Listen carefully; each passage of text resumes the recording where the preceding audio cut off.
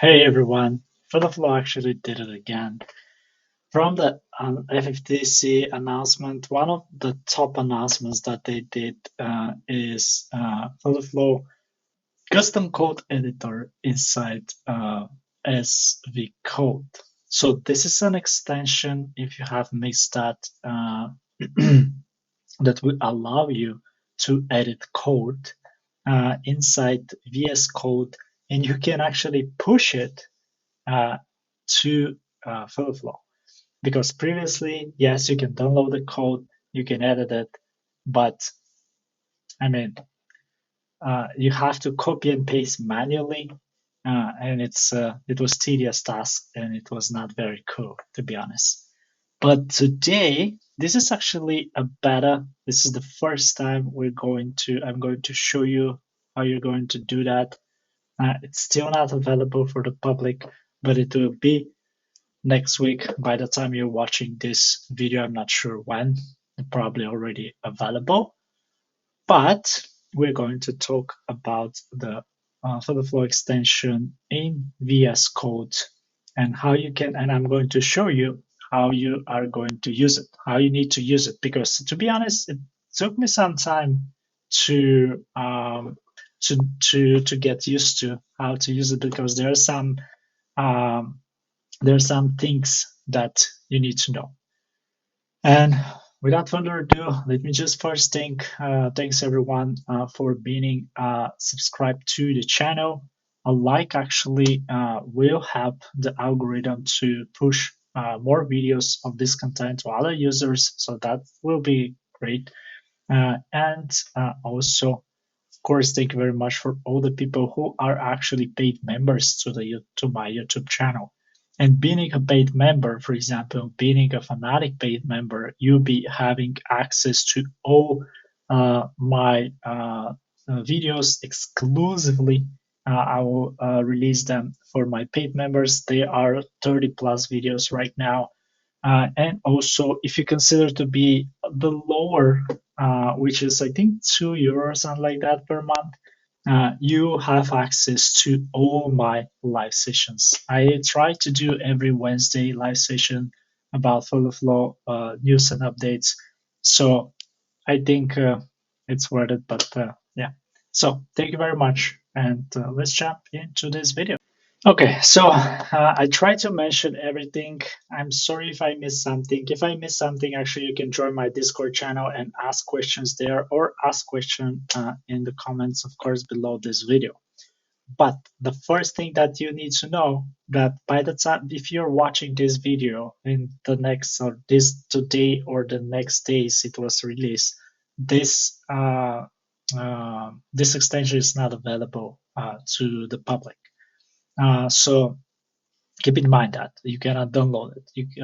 Another thing that you need to know is that there is another extension which is another official extension from Flow.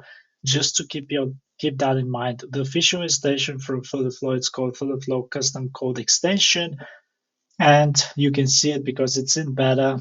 There is no logo right now here currently available, but I guess when they release it, and they're going to release it a week from now by the time I'm recording this video. So stay tuned for that. So that's the first thing that you need to know. The second thing is that when you install this extension, the first thing that you need to do is you need to go to the settings. So if you click on that gear option over here, just click on extension settings. When you go to extension settings, you have 4 settings that you can set up. The most important setting that you need to set up is the user API token. That will give you access to download the project from your Flow dashboard, or any project that you see on your dashboard. You'll be able to download it using that method over here. And to order to get that token, you need to go to app.flowflow.io. Then on the bottom left corner, you're going to see your profile with your username. I'm not going to show that because I think it's very easy.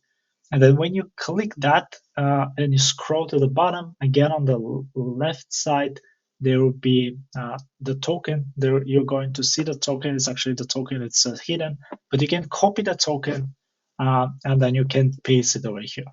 Make sure you keep that token because if someone have your token, they can have access to all your projects. To be honest, so make sure you keep it safe. So that's the token. That's the first thing. Also, you have a default project ID, which it's not mandatory. You can place the most active ID. You can place the ID of the project. You can get the ID of the project by going to by clicking in the project, and on the left, on the top left, you are going to go with the mouse, and you're going to have a hover, which is called project ID, and you can copy and paste the project ID. But it's not mandatory, like I said. Another thing that you need, which is also not mandatory, is the download location. So this is important. The download location. I actually recommend you guys to put the download location. You'll see later that you need to still specify it, but it's better to have it here as well, at least for me, because you know which location it is, and you can always go there for reference. Another thing which I think it's important is that you can use the location. You can use the folder that you already have used. In my example, I have set up my Flow Linux app that I have that I have that I made a video in my channel. If you haven't watched that, it is actually not only for Linux. You can use it in Mac OS and Linux as well, and in Windows. And I'm actually using right now Mac, and I'm using my version for the local run. So what I'm trying to say is that you can use any location out there. It doesn't need to be like a specific location. And finally, you need the branch name.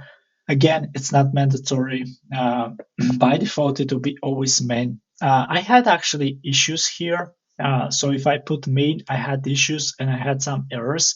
So my recommendation right now of the current stage of this extension is don't put anything here. That would be my recommendation. Later you can test it, but if you get any errors, don't put anything here. That would be my recommendation for now. Great, and that is everything that you need to know about settings. Let's actually go and download right now a project. Okay, so let's talk about, so before we download the project, let's actually talk about what you can do using FurtherFlow extension. So there are the main 4 things that you can do with this extension. By the time of record this video, maybe they can extend that in the future.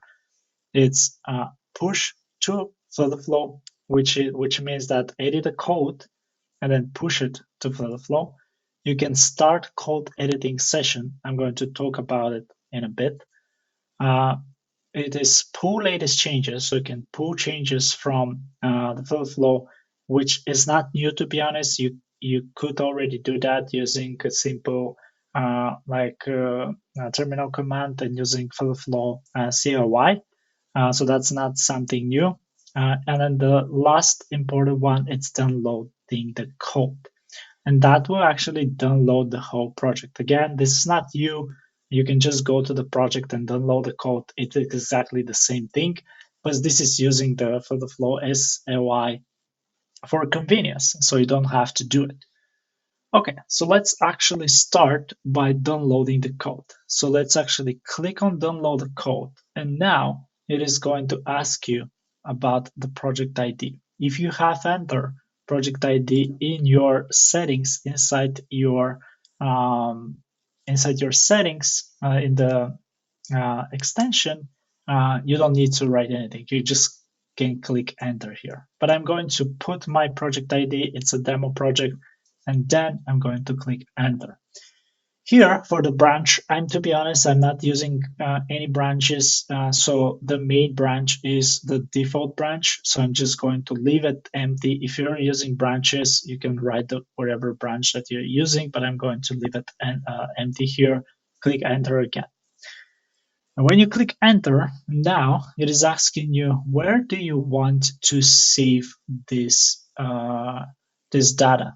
So I'm going to do it because I know I'm going to do it is in FFApp, but I'm going to do it in one level above that. So I'm going to do it over here, and I'm going to choose that folder.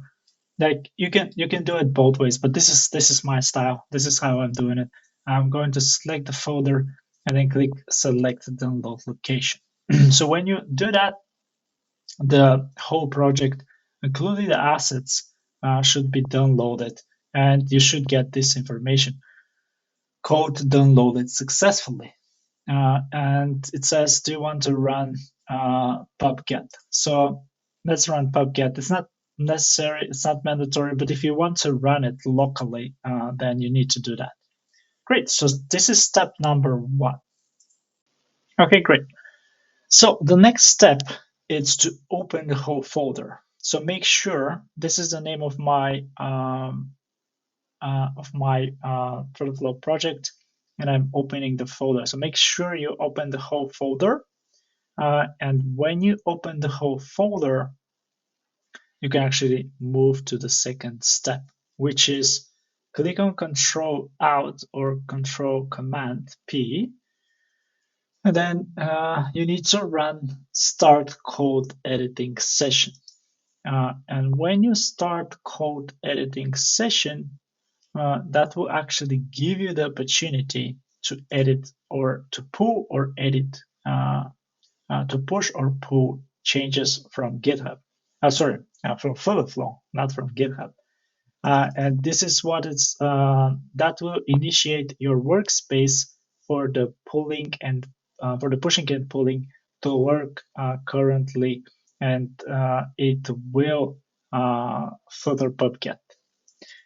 Great. So that's very important step. Without this step, you will not be able to like edit your project. And there are people already asking, I see, and I ask myself as well, will I be able to edit other files other than the custom code files, like the custom actions, custom functions, and custom widgets? The answer, unfortunately, it's no, because other files are read-only. They are with read-only access, so you don't actually you cannot actually edit them. Even if I edit something, even if I write something, it just say editor is read-only mode. So essentially, when you run this command, you go to read-only mode for all other files except these files. So where those files are located? So the files are located in lib, custom code, and those here are the files that are located. If you don't see the custom code folder, I will actually strongly recommend you to just create a fake function or create a fake action or widget, and that will actually create you this folder for you. First, great. And now let's actually show you how you can edit some files. So I made this new custom widget. It's a very simple for demo purposes. Let me actually close that one. And I said this is just a demo. And let's say I am testing the flow extension. And I'm going to save that. So don't forget to save your file. And when you're ready, you can just again shift command or alt P, and then I'm going to I'm going to push to flow. So let's do that, and let's see if it's going to work. Yeah, it says successfully it's working. So let's jump into Flow and see if the changes is there. So I'm in Flow right now. Again, don't forget to make first a widget or an action if you haven't already in your project. And then if I scroll down, you can actually see this text is already here. Okay, what about if I push it, if I in the code right now, and if I push a change, what will happen? Let's see. Let's say pushing a new text, and you don't see it right now, but we are going to do it now. So push to flow. Now I'm going to push it. I have added here new text, and the question is, I'm going to see it in real time. And the answer seems that is no. I'm not going to see it in real time. But what if I click somewhere else and then go back to the custom code? I'm still not able to see it for some reason. It says that was successfully pushed. That's interesting. That's the first time I'm using it, so and that was it says synced with Flow. Interesting. Let me try to push it again. Like I said, it's still in beta, so this some of the functionality will be improved in the future. So maybe right now it says restored unsaved changes. So I think what is happening right now, it's trying to restore changes that I made from the extension. I'm not sure if that is the case, but it sounds like it. Another thing I had is that this extension it's adding some weird packages, to be honest, for me. So and also you have access to all the packages in they Flow have changed that actually. You now have access to all the packages inside any of the custom code, like custom widget or custom action. Let's actually save that, to be honest, and let's actually pull it right now because I think I had some errors and this might be the issue why it's not like singing. But yeah, you can actually see it. This dependency came up again and I get the same issue. So it's actually, there is the connection between the widget and sorry, the extension and Flow. But for some reason, I'm not seeing them. Okay, so let's try with the other way around. Let's delete that again. Those errors will be deleted. Let's go back to the code. Let's actually try to pull this code. So I'll actually try first to pull it, and it says, do you want to override? And let's see if this is going to pull it. And yeah, I think it was successfully pulled. And let's actually try something else. Let's try FF.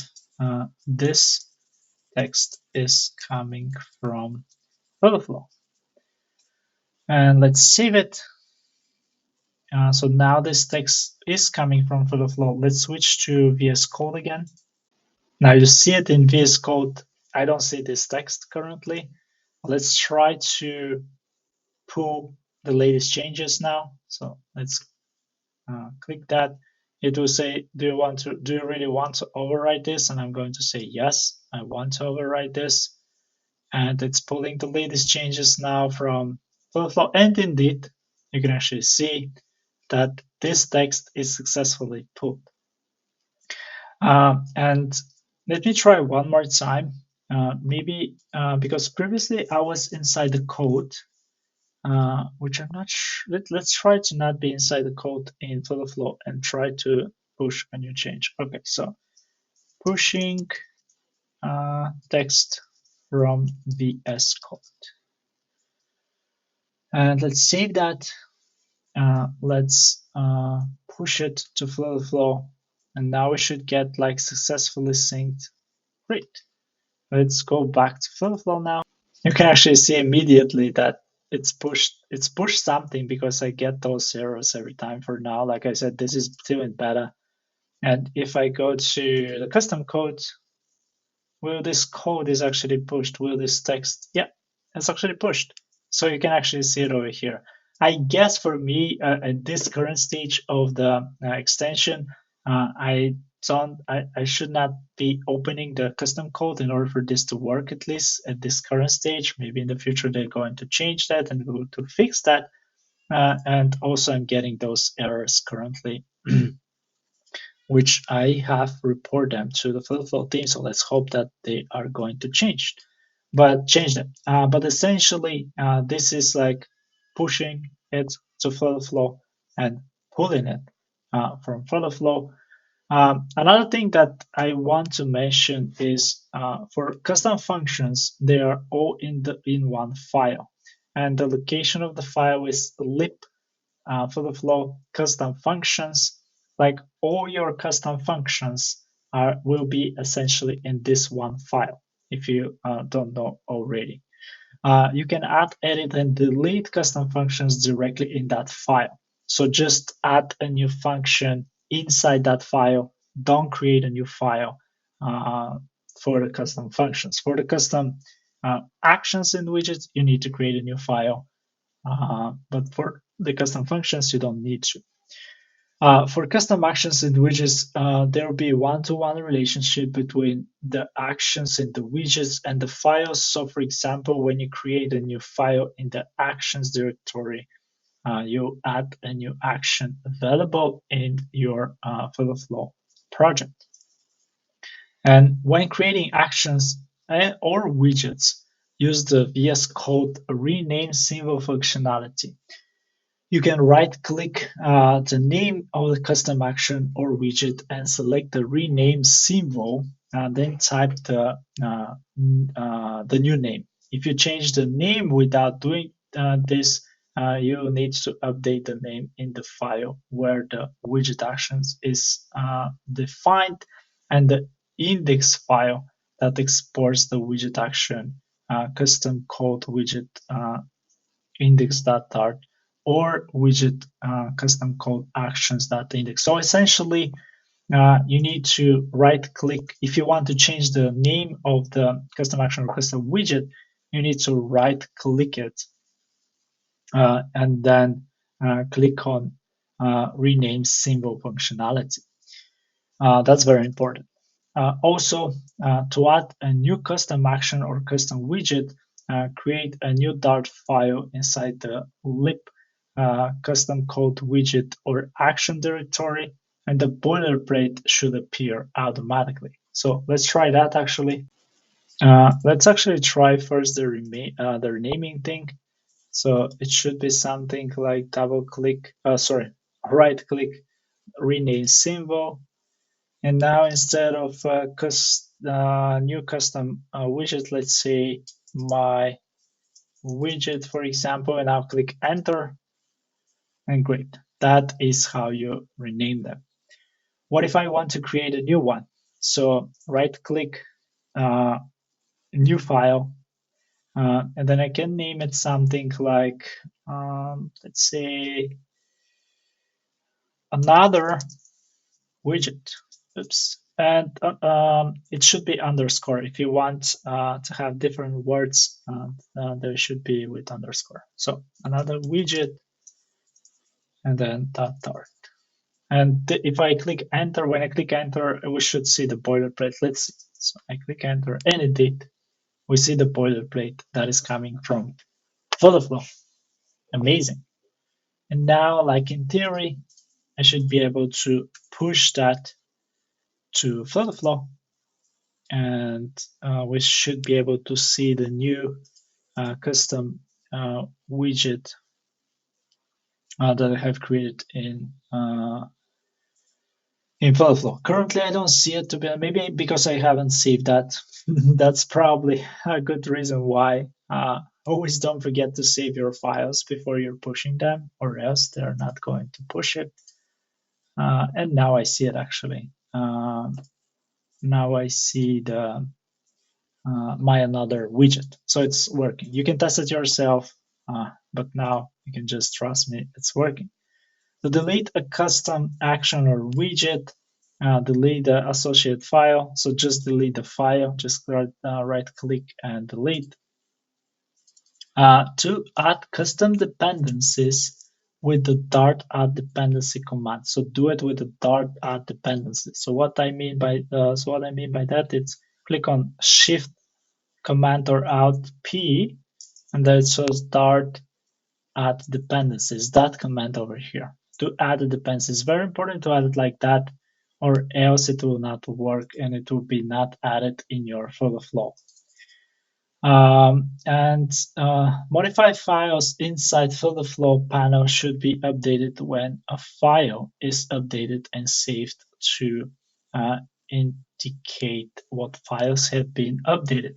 This is something that is known to be a little unstable in the current version of the extension. So, like I said, the extension is still in the work, but so far it looks amazing. And the amazing part is that uh, you can actually work here. You can actually work in VS Code. That is actually amazing because you can actually see all the completion here in VS Code is here.